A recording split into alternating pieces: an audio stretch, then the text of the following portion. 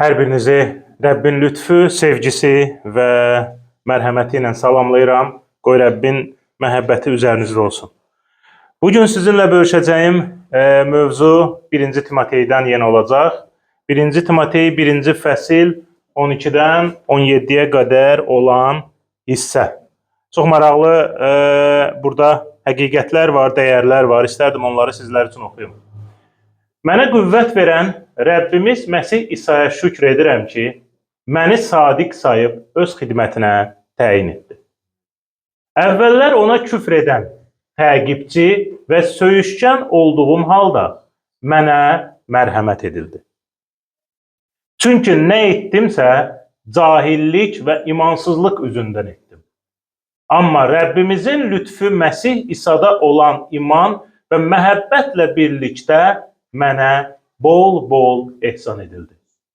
Məsih İsa günahkarları xilas etmək üçün dünyaya gəldi. Bu söz etibarlı və tamamilə qəbul olunmağa layiq sözdür. O günahkarlardan ən betəri mənəm. Lakin ən betəri olduğum halda mənə buna görə mərhəmət edildi ki, Məsih İsa mənim vasitəmlə hədsiz səbrini göstərsin. Ona görə ki, gələcəkdə ona iman edib əbədə həyata malik olanlara mən nümunə olum.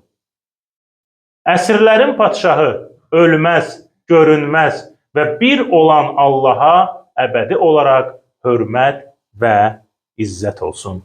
Amin. Və həqiqətən də çox maraqlı mətndir və çoxlu dəyərlər, çoxlu yaxşı danışılacaq mövzular var, amma bugün onun hamısı haqqında danışmaq mümkün olmayacaq. Amma bəzi hissələrinə toxunmaq istərdim ki, doğrudan da bizim üçün bunlar çox vacibdir. Biz görürük ki, Paul minnətdarlıq ilə başlayır və Allaha minnətdarlığını bildirir. Bu minnətdarlıqda və bu şükürdə Paul demək olar ki, tez-tez təkrar etdiyi, bütün Paulun məktublarında təkrar etdiyi fikir var. O fikir ondan ibarətdir ki, mən Allahı deyil, Allah məni seçdi. Pavel burada demir, mən beləyəm və ya mən eləyəm və ya özüm özünə qiymət vermir. O deyir, məni sadiq sayıb öz xidmətinə təyin etdi. Bir çoxları özləri haqda çox vaxt o qədər yüksək fikirdə olurlar ki, düşünürlər ki, Rəbbin onları seçməsi onların özlərinə görədir. Onlar düşünür ki, onlar yaxşıdır, onların əla xarakterləri var, onlar o qədər qabiliyyətli və talantlı insanlardır ki, Rəbb onları ona görə seçib. Xeyr əzizim, Rəbb səni və ya məni səndə və ya məndə nələrinsə xüsusi olmağına görə seçməyib. Rəbb qabiliyyətə, bacarığa görə qiymət vermir və ona görə seçmir. Rəbb sadiqliyə nəzər salır və sadiqliyə görə seçir. Paul əvvəllər kim olduğunu və bugün kim olduğunu çox yaxşı anlayırdı. O başa düşürdü ki, Rəbbin seçimi Rəbbin istəyinə uyğundur. Onun kim olmasına əsasən deyil. Rəbb bugün səni seçib bura gətirməsi sənin və ya mənim kim olmağına görə deyil. Bu, Rəbbin istəyidir.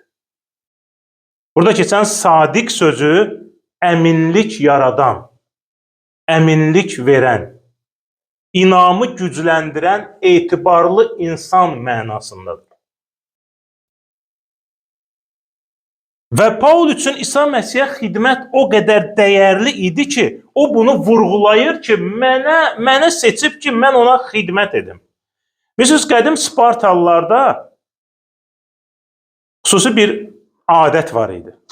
Onlar olimpiyadaya iştirak etməyə gedəndə və qalib gələndə onlarda belə bir adət var idi ki, Spartalı qalib gəlirdisə, birinci yerə çıxırdısa, ömrü boyu padşahın yanında xidmət edəcək və padşaha yaxın olacaq.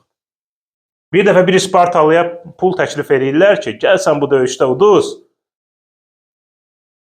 O isə ona yox deyir və o çətin olimpiyadada qalib gəlir və ona lağa qoyaraq sual verirlər ki, indi sən nə əldə etdin? Onun cavabı belə olur. Mən padşahımın yanında olmağa haqq qazandım. Bizim padşahımız bizdə görmək istədiyi bu mətnə görə sadiqlikdir. Paul deyir ki, Rəbb məni belə saydı. Əslində, dərindən baxanda Rəbb kimisə sadiq sayması bu çox böyük bir imtiyazdır. Çox gözəl bir imtiyazdır. Rəbb sənə deyir ki, ey sadiq övladım. Səndə hər bacarıq ola bilər, məndə hər bacarıq ola bilər, hər qabiliyyət ola bilər. Amma sadiqlik və sabitliyi olmayan insan təhlükəli insandır. Və bu bacarıqların onda heç bir dəyəri yoxdur. Padşah Davud 101-ci məzmurda çox gözəl bir fikir deyir. Gözüm ölkənin sadiq insanlarına baxar. Qoy onlar yanımda yaşasın. Təsəvvür edirsiniz, o padşah idi.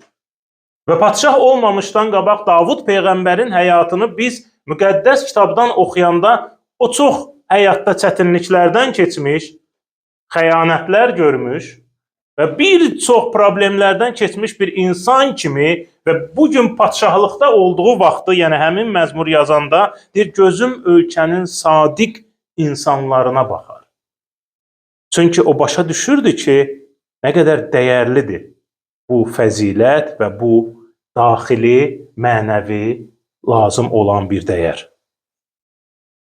Paul özünü bəlkə də elə görmürdü, amma Rəbb onu elə görürdü. Bilirsiniz, Hakimlər kitabı 6-cı fəsil 12-ci ayədə Rəbbin mələyi Gideona görünür və deyir, ey cəsur cəngavər, Rəbb səninlədir. O üzüm sıxılan yerdə taxıl döyürdü. Öz-özünə fikirləşərdi, nə danışır Rəbb? Mən düşməndən qaçıb gizlənmişəm burada ki, məni görməsinlər, taxıl döyəndə tutub aparmasınlar. Amma Rəbb onda tamam başqa şey görürdü ona yaxınlaşanda. Və Rəbb onun vasitəsi ilə öz xalqını düşmən əlindən xilas edir. Paul özü haqda o fikirdə deyildi, amma Allah onun qəlbini görürdü.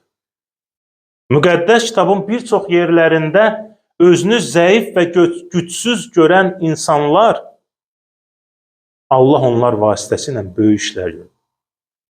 Musa peyğəmbər, Yusif, Davud, biz onların həyatına baxanda biz görürük ki, Rəbb onlarla böyük işlər görür, onlar vasitəsilə. Bəzən biz də düşünə bilərik ki, mən kiməm? Rəbbə nəsə edim.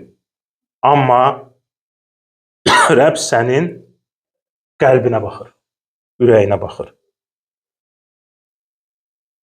Biz çox vaxt insanın fiziki görünüşünə və yaxud danışığına və yaxud nəyinəsə baxırıq. Amma Rəbb elə baxmır. Rəbb daxili xüsusiyyətlərə, o dəyərlərə üstünlük verir. Və biz görürük ki, Həvari Pavel nə deyir? Məni sadiq sayıb xidmətinə təyin etdi. Vəzifəyə deyil. Rəbbə xidmətə təyin etdi. İnsanlar başqalarına baxır, elə fikirləşirlər ki, İsa Məsihdə hansısa vəzifə var. Xeyr, İsa Məsihdə xidmət var, vəzifə yoxdur. Bu, bizim İsa Məsih üçün etdiyimiz hansısa vəzifə deyil. Bu elə bir yer deyil ki, sən bugün buradasan, biraz ciddi getsən, axırda başqa bir vəzifədə olacaqsan. Belə bir şey yoxdur. Siz həvarilərin həyatını oxuyanda heç bir yerdə görmərsiniz ki, həvarilər desinlər ki, mən bilirsən, İsanı canlı görmüşəm, mən həvariyəm. Bir dənə həvari Paul bunu deyib, onun da başqa məqsədi var idi Korinfinlərdə. Və özünü yüksəltmək üçün bunu demirdi. Həvarilər demirdi, mən yepiskopam, mən kahinəm və yaxud mən xüsusi ali bir insanam. Mən İsa Məsihi canlı görmüşəm, beləyəm, eləyəm. Onlar heç biri, heç vaxt elə bir şeylər deməyiblər. Və İsa Məsih burada Həvari Pavel deyir ki, mən ona xidmətə gəlmişəm. Bununla o özünü ucaltmır, Rəbbi ucaldır və öz məqsədini göstərir. Və bizim məqsədimiz Rəbbə xidmət etməkdə onu izzətləndirmək olmalıdır, özümüzü deyil. Və 13-cü ayədə Paul öz keçmişi haqqında bir cümlə ilə danışır. Bircə cümlə ilə o deyir kim idi? Küfr edən, təhqir edən, söyən, Allaha hörmətsizlik edən, pis danışan, böhtancı, dedikodu edən deyir mən insan idim. Söyüşkən idim deyir. Bizdə bir söz var, həyasız, ədəbsiz, incidən, zülm edən, haqqına girən.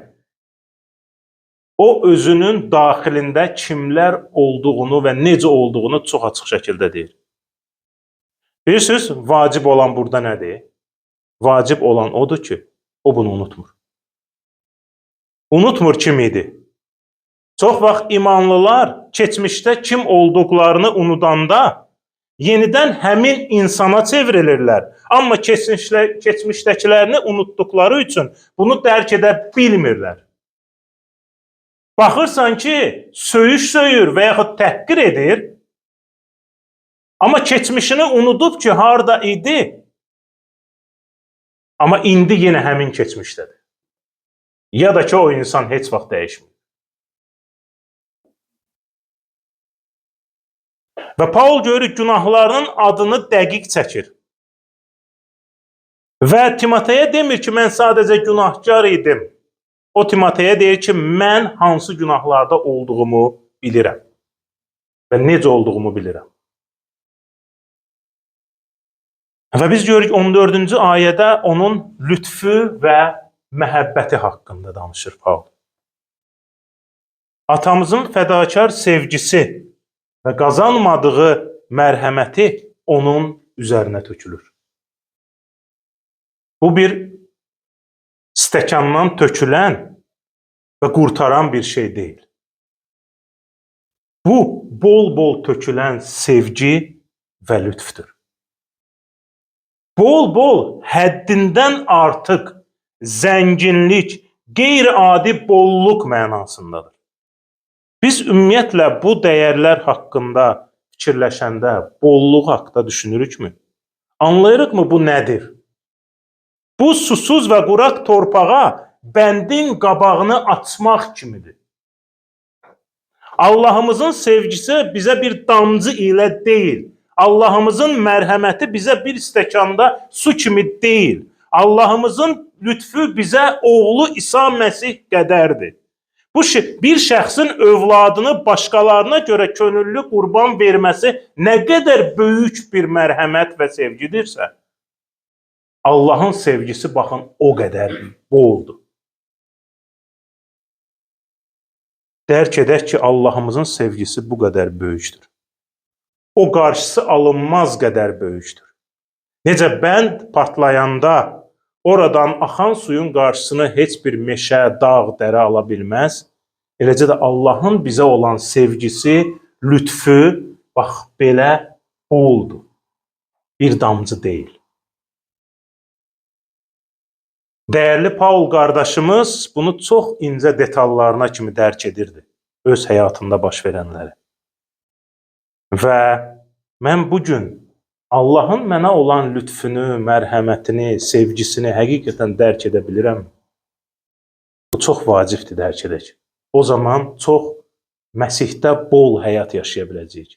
O zaman bizim sevincimiz, ümidimiz olacaq. Çünki başa düşəcəyik ki, Rəbb bizi nə qədər sevir, Rəbb bizə qarşı nə qədər mərhəmətlidir, Rəbb bizə qarşı nə qədər lütfkardır. Və biz görürük ki, Paul 15-də İsa Məsihin nə üçün gəldiyini deyir. Deyir, İsa Məsih günahkarları xilas etmək üçün dünyaya gəldi.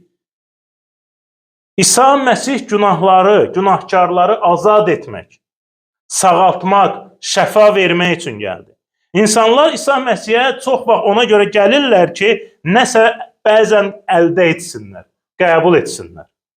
Onlar düşünür ki, İsa Məsih onlara bu dünyada var dövlət, imkan verəcək.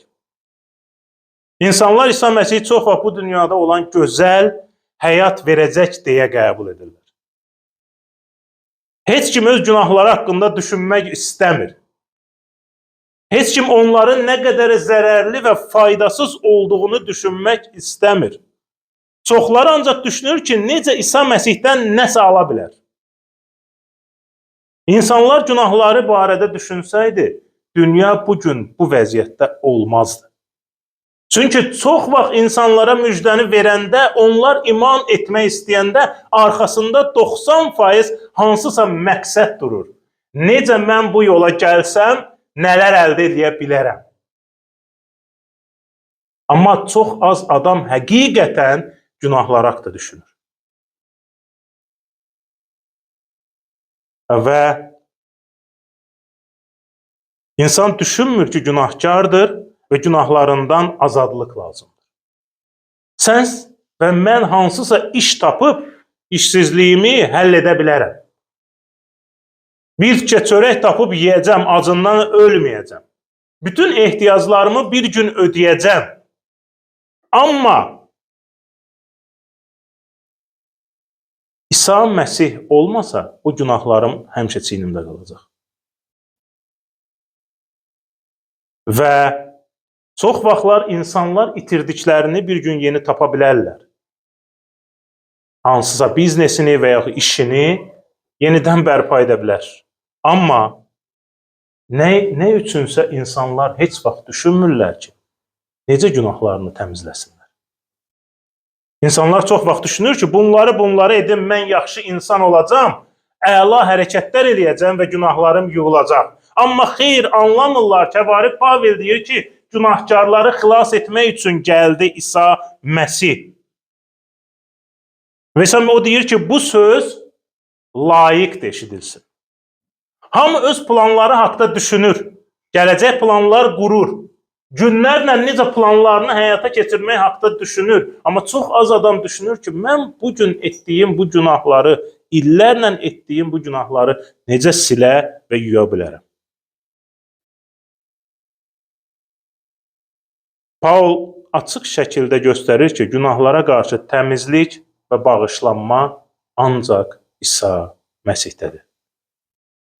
Və ayəni gözəl tamamlayır, deyir, ən betər günahkar mənəm. Betər, əslində biz nə demək? Ən məşhur və ən nüfuzlu günahkar deməkdir. Paul bunu unutmurdu. Ona görə unutmurdu ki, onun günahlardan təmizləyən İsa idi. O başa düşür ki, o ənləri onun həyatından götürən İsadır. İkinci, unutmurdu ki, onda qürur yaranmasın. John Newton adlı böyük bir vaiz var idi. Və o çox möhtəşəm kilsə himnləri və ilahilərinin müəllifidir. Lakin o kölə gəmilərində, dənizlərdə üzərkən insanın düşə biləcəyi ən aşağı səviyyəyə qədər enmişdi. O kölə alveri ilə məşğul idi və insanları satırdı. O tövbə edib müjdəni təbliğ etməyə başlayandan sonra böyük hərflərlə öz otağında bu ayəni yazıb qoymuşdu. Qanunun təkrarı 8:14. Diqqət edin ki, sizi Misir torpağından, köləlik diyarından çıxaran Allahınız Rəbbi unutmayasınız.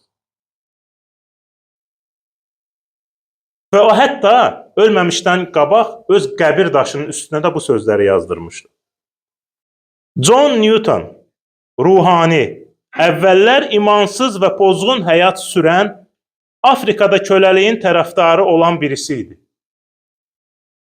Lakin Rəbbimiz və xilaskarımız İsa Məsihin mərhəməti ilə xilas edildi, geri qaytarıldı, bağışlandı və uzun müddət məhv etməyə çalışdığı imanı təbliğ etməyə təyin edildi.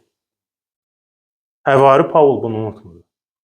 Kim idi və İsa Məsih onu kim etdi? Üçüncü, o unutmurdu ki, həmişə Rəbbə minnətdar olmağı bacarsın. Dördüncü, o unutmurdu ki, Məsihin səbri nə qədər böyükdür. Və o bunu açıq şəkildə deyir. Deyir ki, lakin ən betəri olduğum halda mənə buna görə mərhəmət edildi ki, Məsih İsa mənim vasitəmlə hədsiz səbrini göstərsin. O, Paul həyatını görən çoxları başa düşürdü ki, o nə qədər təhlükəli insan idi Məsihdən əvvəl. Və hətta imanlılar belə onun tövbəsini eşidəndə qorxudan qəbul etmək istəmirdilər. Heç kim inana bilmirdi bu şeyə. Hətta biz görürük ki, Həvarilərin işləri 9, 13, 14-də Xananyaya Rəbb gəlir, danışır və Xananya görür Rəbbə nə deyir? Deyir, ya Rəbb, bu kişi barədə çoxlarından eşitmişəm ki, Yerusəlimdən sənin müqəddəslərinə nə qədər pislik edib. Burada sənin adın çəkilənlərin hər birini əl qolunu bağlamaq üçün başçı kahinlərdən səlahiyyət alıb. Hər kəs o dövrdə internet yox idi, zəng yox idi, sosial şəbəkələr yox idi. Amma hamı eşitmişdi ki, Paul nə üçün şəhərləri gəzir? Əl qolunu bağlayıb imanları sadəcə küncə atmaq deyildi bu. Roma zindanları dəhşətli idi. Və hava şagirdlərin və imanların başına oynatırdılar. Asan deyildi. Və Xananya bunu Rəbbə deyir. Deyir ki, ya Rəbb, mən eşitmişəm ki, o necə adamdır. Və Paul burada onu çəkərək demək istəyir ki, Rəbb nə qədər səbirlidir ki, mənim kimi ən betər günahkarı, ən pis günahkarı belə bağışlayıb və qəbul edib. Amma bəzən heç dərinə getmirəm. Biz kiçik bir şeyləri bəzən bir-birimizə bağışlaya bilmirik. Kiçik bir şeyləri bəzən illərlə saxlayırıq özümüzdə və onun kökünü dərin aparırıq. Halbuki biz görsək ki, Rəbb nələrdən keçir. Və 16-cı ayənin axırı əslində bizim haqqında danışır. Ona iman edib əbədi həyata malik olanlara mən nümunə olum. Bilmirəm, Həvari Pavel bizi eşidir ya eşitmir İsa Məsihin yanında, amma nümunə olur. 2000 ildir. 2000 ildir nümunə olur. Müqəddəs kitab bizə bu sözləri qoyub və Həvari Pavelin həyatı 2000 ildir ki, bizə nümunədir. Biz illərlə onun haqqında danışırıq, eşidirik, qulaq asırıq və həqiqətən Rəbbin işini görürük. Və biz görürük axırıncı ayədə, 17-ci ayədə o Allaha yenə şükürlər edir. Həyatında baş verənlərə, çəkdiyi əziyyətlərə, yaşadığı xəyanətlərə, aclıqlara, ona edilən pisliklərə və s. baxmayaraq Rəbbə əbədi alqış olsun deyir. Bu, çox böyük ürəyin olduğunu göstərən bir həqiqətdir. Gəlin bir anlıq Paul kimi Rəbbə qəlbimizi açıb, ona həyatımızda onun etdiklərinə görə minnətdarlıq bildirək. Və gəlin xahiş edək ki, həmişə Rəbb özümüzü bizə göstərsin ki, biz həm dəyişə bilək, həm onun bizə qarşı olan hədsiz səbrini, hədsiz sevgisini dərk edə bilək. Qoy Rəbbin lütfü sizinlə olsun, sizi bərəkətləsin və sizi qorusun.